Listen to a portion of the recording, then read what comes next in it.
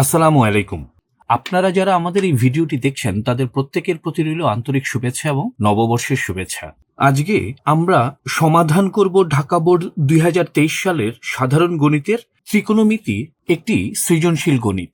ডিটেলসে বোঝানোর চেষ্টা করেছি, ভালো খারাপ যাই লাগুক না কেন কমেন্টস করলে কৃতজ্ঞ থাকব। আমাদের কতে প্রশ্ন আছে, ten 90 degree minus a equals to √3 হলে এর মান নির্ণয় করো। সমাধান প্রথমে লিখছি আমরা, দেওয়া আছে আমাদের ten 90 degree minus a equals to √3। আমরা জানি ত্রিকোণমিতিক অনুপাতে 90 ডিগ্রি প্লাস অথবা মাইনাস থিটা যদি থাকে তাহলে সাইন থিটা হয়ে যাবে কস থিটা, কস থিটা হয়ে যাবে সাইন থিটা। এই জন্য যেহেতু আমাদের প্রশ্নের টেন 90 ডিগ্রি মাইনাস a আছে, সেই জন্য আমরা টেন 90 ডিগ্রি মাইনাস a এর জায়গায় কট a বসিয়েছি। ডান পাশে আছে আমাদের √3 বসালাম। আমরা জানি কট 30 ডিগ্রির মান হচ্ছে √3, সেই জন্য √3 স্থানে আমরা কট 30 ডিগ্রি লিখলাম। যেহেতু উভয় পক্ষে কট আছে, আমরা যদি কটটাকে বাদ দিয়ে দেই তাহলে আমাদের থাকবে a ইকুয়ালস টু 30 ডিগ্রি।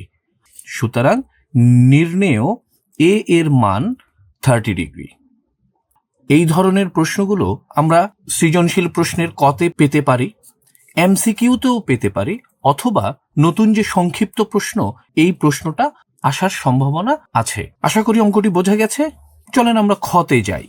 ক্ষয়ের প্রশ্ন হলো x equals to cosec theta, z equals to tan theta এবং x plus 1/z equals to a হলে প্রমাণ করো যে cos theta equals to a square minus 1 divided by a square plus 1। সমাধান আমাদের দেওয়া আছে x plus 1/z equals to a। যেহেতু x এর মান কোসেক থিটা, সেই জন্য আমরা x এর স্থানে কোসেক থিটা এবং z এর স্থানে টেন থিটা বসিয়েছি।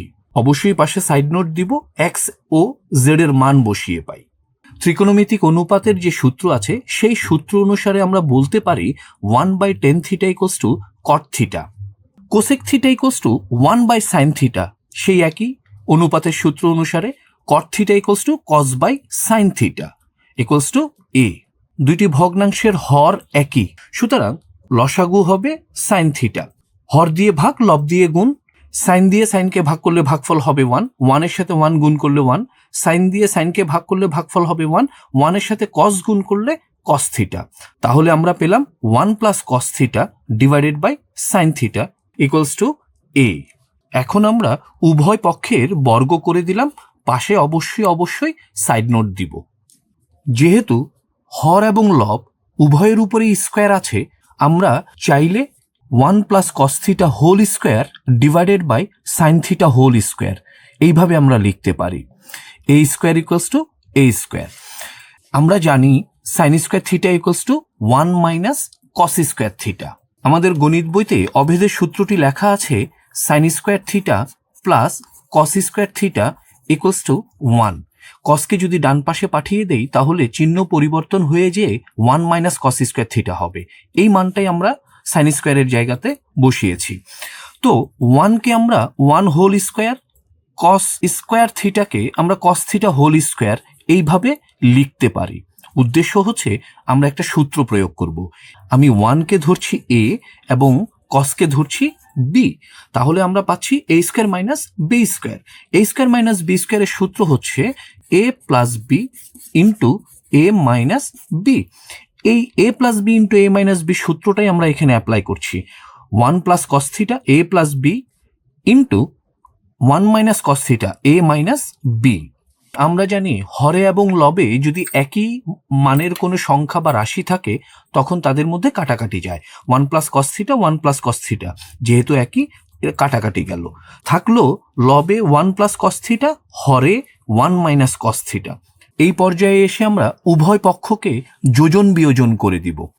যোজন বিয়োজনের নিয়ম অনুসারে হরে এবং লবে লবের মানটা বসাবো, উপরে যোগ চিহ্ন নিচে বিয়োগ, এবং তারপরে হরটাকে বসিয়ে দিব। তাহলে পেয়ে যাব আমরা আমাদের যোজন বিয়োজন, এবং এই কাজটি ডান পক্ষে অবশ্যই করতে হবে। মনে মনে ধরে নিচ্ছি a স্কোয়ারের নিচে আছে 1, সেহেতু a square plus 1 a square minus 1। পাশে অবশ্যই সাইড নোট দিব যোজন বিয়োজন করে। এর পরের লাইনে এসে আমরা ব্র্যাকেটগুলো তুলে দিয়েছি। ব্র্যাকেটের আগে যদি প্লাস চিহ্ন থাকে তাহলে মানের পরিবর্তন হবে না, মাইনাস চিহ্ন থাকলে চিহ্ন পরিবর্তন হয়ে যাবে। ব্র্যাকেটের আগে আছে প্লাস, সুতরাং মান পরিবর্তন হবে না, 1 প্লাস কসই থাকবে। শুধুমাত্র এই ব্র্যাকেটের আগে আছে মাইনাস, যেহেতু মাইনাস আছে সেহেতু আমাদের +1 হয়ে যাবে -1, মাইনাস কসটা হয়ে যাচ্ছে প্লাস কস। তাহলে আমরা পাচ্ছি কি -cos θ প্লাস cos θ কাটাকাটি করা যায়, নিচে +1 -1 কাটাকাটি করা যায়, তাহলে থাকলো 1 + 1 = 2 এবং cos θ প্লাস cos θ = 2 cos θ। লবে এবং হরে যদি একই মানের সংখ্যা থাকে তাহলে কাটাকাটি যাবে, 2 2 কাটলাম, উপরে থাকলো 1, নিচে থাকলো cos θ। কসের মান যখন বের করতে বলে তার মানে আমাদের এই কসের নিচে থাকবে 1। যেহেতু আমাদের অঙ্কে 1 উপরে আছে এবং কস নিচে আছে সেহেতু আমরা এটাকে ব্যস্তকরণ করে দিব, অর্থাৎ লবকে হর এবং হরকে লবে পাঠিয়ে দিব, তাহলে হয়ে যাবে কস। একই কাজ আমরা ডান পাশেও করব। a² - 1 হরে আছে, চলে যাবে লবে, এবং a² + 1 লবে আছে, চলে আসবে হরে। সুতরাং আমরা পেয়ে গেলাম cos θ = a² - 1 / a² + 1। এটাই আমাদেরকে প্রমাণ করতে বলেছে। তারপরে যদি কোনো প্রশ্ন থাকে অবশ্যই কমেন্টস করবেন। চলেন এরপরে আমরা শুরু করি আমাদের গ নম্বর অঙ্কটা। আমাদের গয়ের প্রশ্ন হচ্ছে x = cosec θ, y = sec θ এবং 1/x + 1/y = √2 হলে থিটা এর মান নির্ণয় করো। দেওয়া আছে 1/x + 1/y = √2। যেহেতু x এর মান cosec θ, আমরা x এর জায়গাতে cosec θ বসালাম, এবং y এর মান যেহেতু sec θ সেহেতু আমরা y এর জায়গাতে sec θ বসালাম। সাইড নোট দিয়ে দিতে পারেন, যেহেতু x = cosec θ এবং y = sec θ, ত্রিকোণমিতিক অনুপাতের সূত্র অনুসারে 1/cosec θ = sin θ এবং 1/sec θ = cos θ। ডান পাশে আছে √2। এই পর্যায়ে এসে আমরা এই cos θ কে সমান সমানের ডান পাশে পাঠিয়ে দিব, অর্থাৎ পক্ষান্তর করব, প্লাস cos θ হয়ে যাবে -cos θ। এর পরের লাইনে এসে আমরা বর্গ করে দিলাম, sin θ হোল² √2 - cos θ হোল স্কোয়ার। √2 কে যদি আমরা a ধরি এবং cos θ কে যদি আমরা b ধরি তাহলে আমরা পাই a - b whole square. a - b whole স্কোয়ারের সূত্র হচ্ছে a² - 2ab + b²। এই সূত্রটাই আমরা অ্যাপ্লাই করব আমাদের অঙ্কে। তাহলে √2 whole square a² - 2ab + b whole square, a² - 2ab + b²। Square এবং রুট একই সাথে থাকলে কাটাকাটি যাবে, অর্থাৎ আমরা পাবো 2। এই 2 এর উপরে রুট আছে, সুতরাং এদের মধ্যে গুণ হবে না, পাশাপাশি বসে যাবে 2√2। cos θ প্লাস cos θ হোল স্কোয়ারকে আমরা cos² θ লিখছি। এখন ডান পাশে যে মানগুলো আছে এই প্রত্যেকটা মানকে আমরা বাম পাশে নিয়ে আসব, অর্থাৎ পক্ষান্তর করব। +2টা হয়ে যাচ্ছে -2, -2√2 cos θ হয়ে যাচ্ছে +2√2 cos θ এবং প্লাস cos² θটা হয়ে যাচ্ছে -cos² θ। ডান পাশে থাকলো 0, যেহেতু সবাইকে আমি বাম পক্ষে নিয়ে এসেছি। অবশ্যই সাইড নোট দিব পক্ষান্তর করে। আমরা দেখছি আমাদের এখানে আছে -cos² θ, এখানে আছে -cos² θ, অর্থাৎ -cos² θ -cos² θ -2 cos² θ +2√2 cos θ +2√2 cos θ -2 + 1 -1। Minus common নেওয়ার অর্থ হচ্ছে আমি এই রাশিগুলোকে বসাবো ব্র্যাকেটের ভিতরে চিহ্ন পরিবর্তন করে, অর্থাৎ -2 cos² হয়ে যাবে +2 cos² +2√2 cos θ হয়ে যাবে -2√2 cos θ এবং -1 হয়ে যাবে +1 = 0।